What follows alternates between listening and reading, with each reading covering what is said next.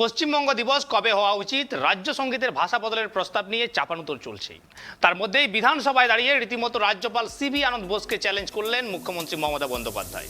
তিনি বললেন, প্রস্তাবে রাজ্যপাল সই না করলে রাজ্যের কিছু যায় আসে না। বিধানসভায় বক্তৃতা দেওয়ার সময়ে মুখ্যমন্ত্রীর কথায় উঠে আসে পশ্চিমবঙ্গ দিবস প্রসঙ্গ।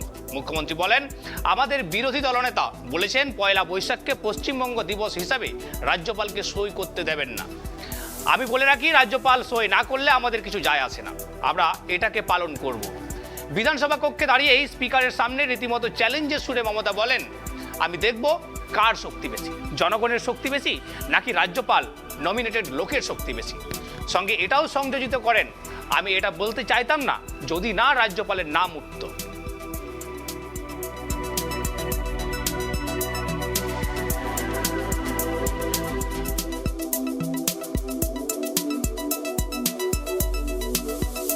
রাজ্যপাল সই না করলে আমাদের কিছু যায় আসে না, আমরা এটাকে পালন করব। আমি দেখব কার শক্তি বেশি, জনগণের শক্তি বেশি না রাজ্যপালের শক্তি বেশি, নমিনেটেড লোকের শক্তি বেশি। আমি এটা বলতে চাইতাম না যদি আপনারা রাজ্যপালের নাম উল্লেখ না করতেন। এবার কিছু ইতিহাস দেখাচ্ছিলেন তো, স্বাধীনতা আন্দোলনের সময় যারা কোনো পার্টি নেয়নি, যাদের কোনো ভূমিকাই ছিল না, তারা আজকে স্বাধীনতার ইতিহাস নিয়ে কথা বলছেন। দুঃখজনক, লজ্জাজনক, দুঃখজনক, লজ্জাজনক।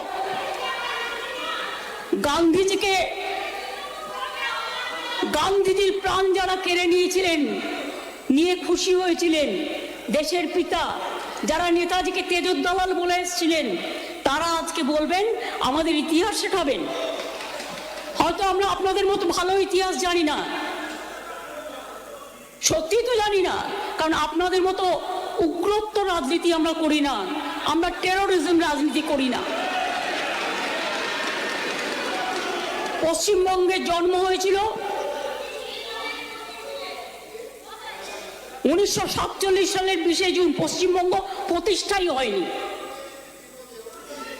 1947 সালের, মে আই রিপিট, 1947 সালের 20 জুন পশ্চিমবঙ্গ প্রতিষ্ঠাও হয়নি।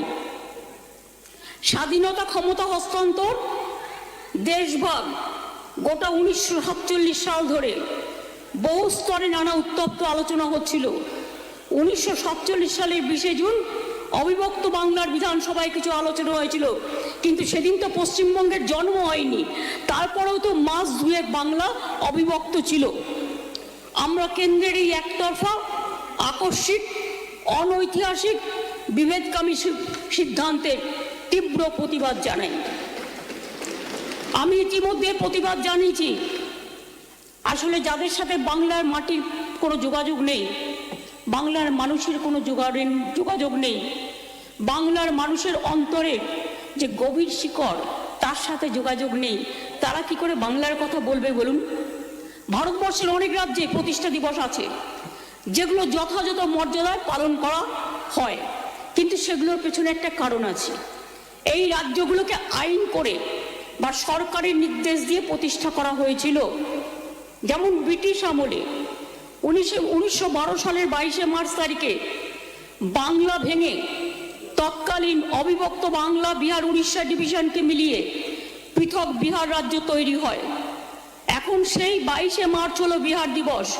2010 সালে মুখ্যমন্ত্রী নীতিশ কুমার উদযাপন শুরু করেন। আবার ব্রিটিশ আমলেই 1936 সালের 1 এপ্রিল ওই বিহার রাজ্য থেকে আলাদা করে উড়িষ্যাকে বের করে পৃথক উড়িষ্যা রাজ্য তৈরি হয়। সেই রাজ্যটাকে মাদ্রাজ প্রেসিডেন্সির কোরাপুট এবং গঞ্জাম রাজ্য। আজ সেই 1 এপ্রিল হলো উড়িষ্যা দিবস বা উৎকল দিবস। স্বাধীনতার পর প্রধানমন্ত্রী জওহরলাল নেহরু 1956 সালের 1 নভেম্বর তারিখে অন্ধ্র ও তেলেঙ্গানার মিলন ঘটিয়ে হায়দ্রাবাদ থেকে নতুন অন্ধ্রপ্রদেশ রাজ্যের উদ্বোধন করে 1 নভেম্বর, তাই অন্ধ্রপ্রদেশ দিবস পালন হয়। এই একইভাবে কেরালা রাজ্য 1956 সালের 1 নভেম্বর তারিখে, তারপর ওই দিনটি কেরালা দিবস হয়। এইভাবে মাদ্রাজ প্রেসিডেন্সির কন্নড়ভাষী অঞ্চলগুলোর সাথে মহীশূর দেশীয় রাজ্যের মিলন ঘটিয়ে 1956 সালের 1 নভেম্বর তৈরি হয় কর্ণাটক রাজ্য। এখন 1 নভেম্বর হলো কর্ণাটক দিবস। মধ্যপ্রদেশেও একইভাবে 1 নভেম্বর গঠিত হয়, এখন সেটাই মধ্যপ্রদেশ দিবস। 1960 সালে ভাষাভিত্তিক রাজ্য গঠনের নীতি অনুসারে পুরানো বোম্বে রাজ্য থেকে বের করে গুজরাটকে স্বতন্ত্র রাজ্যের মর্যাদা দেওয়া হয়। তখন থেকে 1 মে হয় গুজরাট দিবস। ওই গুজরাট থেকে বিচ্ছিন্ন হয়ে জন্ম নেয় মারাঠিভাষী মহারাষ্ট্র, তাই মহারাষ্ট্র দিবসও হচ্ছে 1 মে।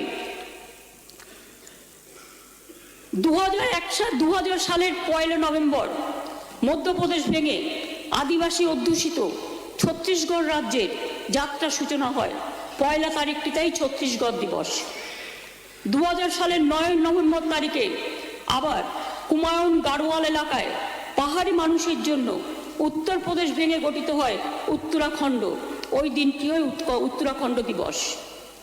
2000 সালের 15 নভেম্বর তারিখে বিহার ভেঙে আদিবাসী অধ্যুষিত ঝাড়খণ্ড রাজ্যের যাত্রা সূচনা হয়। ওই দিন থেকে ভগবান বিরসা মুন্ডার জন্মদিন হিসেবেও পালন করা হয় ওই দিনটি ঝাড়খণ্ড দিবস। উত্তর পূর্ব ভারতে আবার নানা সময় একে একে রাজ্যগুলো তাদের পরিচিত পায়। যেদিন রাজ্যগুলোর যাত্রা শুরু হয় সেদিন থেকেই নাগাল্যান্ড, মণিপুর, মেঘালয়, মিজোরাম প্রত্যেকটা রাজ্য তাদের প্রতিষ্ঠা দিবস তৈরি করে। এইভাবে নানা ঐতিহাসিক প্রক্রিয়ার ফসল হিসেবে নানা সরকারি আদেশ বা আইন এবং স্থানীয় মানুষের চাহিদা অনুসারে নানা রাজ্যের জন্ম হয়। সেই রাজ্যের মানুষের আশা আকাঙ্ক্ষার প্রতীক ছিল রাজ্যগুলির গঠন, তাই রাজ্যে রাজ্যে আনন্দের সাথে প্রতিষ্ঠা দিবস পালিত হয়। বাংলায় এরকম কোনো ঘটনা ঘটেনি। পশ্চিমবঙ্গ ভারত রাষ্ট্রের কোনো সাধু উদ্যোগে কোনো এক বিশেষ দিনে রাজ্যের মর্যাদা নিয়ে পথ চলা শুরু করেনি। বাংলা বহুকালের পুরানো রাজ্য। দেশভাগের এক অত্যন্ত বেদনাদায়ক প্রক্রিয়ার মধ্যে দিয়ে 1947 সালের 15 আগস্ট সেই বাংলাকে ঔপনিবেশিক ব্রিটিশ সরকার যাওয়ার সময় দ্বিখণ্ডিত করে যায়। পশ্চিমবঙ্গ নামে একটি খণ্ডিত টুকরো তৈরি হয়। বাংলার ইতিহাসে দেশভাগ সেই সময় হয়তো ঐতিহাসিক অনিবার্যতা হয়ে দাঁড়িয়েছিল।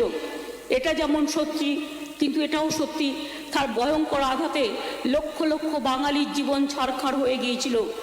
এক ঝটকায় তারা ছিন্নমূল হয়ে গিয়েছিল। হাজার হাজার মানুষ প্রাণ হারিয়েছিল, অর্থনীতি ভেঙে পড়েছিল, পরিকাঠামো ধ্বংস হয়েছিল। আমরা এখানে জন্মগ্রহণ করেছি, এখন বড় হয়েছি, কিন্তু এই কারণে স্বাধীনতার পরে আমরা কোনো দিনকে ফাউন্ডেশন ডে বলে কখনো পালন করিনি বা সেলিব্রেট করিনি, কারণ ওটা ছিল না আমাদের, এবং বিধানসভাও কোনোদিন পাশ করেনি, এবং কোনো ইতিহাসেও ছিল না। যদি আদৌ কোনো পশ্চিমবঙ্গ দিবস পালন করতে হয় তাহলে দেশভাগের শোক ভুলিয়ে দেওয়া, দাঙ্গার স্মৃতি বেছে নেওয়া একটি দিন পালন করার কথা ভাবনা হতে পারে। এই প্রসঙ্গে বলি, পশ্চিমবঙ্গ ক্ষেত্র রাজ্য পুনর্গঠনের প্রসঙ্গটি তুলতে চাইছেন। রাজ্য পুনর্গঠন কমিশনের মাধ্যমে আমরা 1956 সালে পুরুলিয়া, ইসলামপুর ইত্যাদি পেয়েছিলাম।